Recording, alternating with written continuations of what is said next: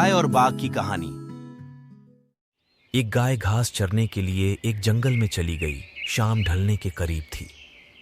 उसने देखा कि एक बाघ उसकी तरफ दबे पांव बढ़ रहा है। वह डर के मारे इधर उधर भागने लगी। वह बाघ भी उसके पीछे दौड़ने लगा। दौड़ते हुए गाय को सामने एक तालाब दिखाई दिया।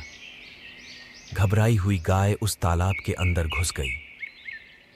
वह बाघ भी उसका पीछा करते हुए तालाब के अंदर घुस गया। तब उन्होंने देखा कि वह तालाब बहुत गहरा नहीं था। उसमें पानी कम था और वह कीचड़ से भरा हुआ था। उन दोनों के बीच की दूरी काफी कम हुई थी, लेकिन अब वह दोनों कुछ नहीं कर पा रहे थे। वह गाय उस कीचड़ के अंदर धीरे धीरे धंसने लगी। वह बाघ उसके पास होते हुए भी उसे पकड़ नहीं सका।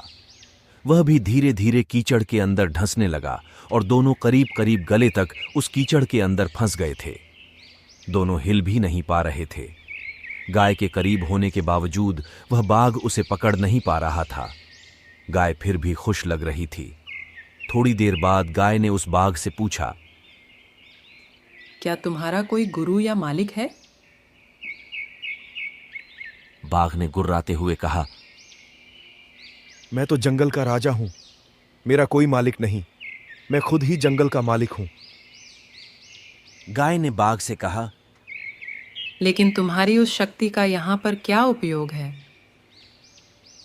उस बाघ ने कहा, तुम भी तो फंस गई हो और मरने के करीब हो। तुम्हारी भी तो हालत मेरे जैसी है।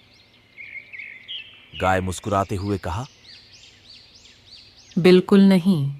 मेरा मालिक जब शाम को घर आएगा और मुझे वहाँ पर नहीं पाएगा तो वह ढूंढते हुए यहाँ ज़रूर आएगा और मुझे इस कीचड़ से निकालकर अपने घर ले जाएगा।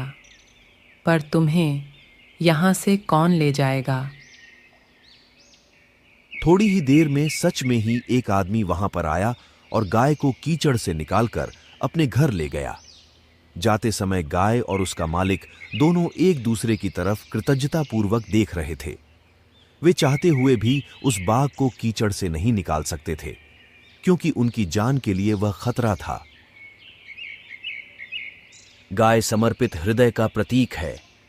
बाघ अहंकारी मन है और मालिक सद्गुरु का प्रतीक है। कीचड़ यह संसार है और यह संघर्ष अस्तित्व की लड़ाई है। किसी पर निर्भर ना होना अच्छी बात है, लेकिन आपको जीवन में किसी मित्र, किसी गुरु, किसी सहयोगी की हमेशा ही जरूरत होती है।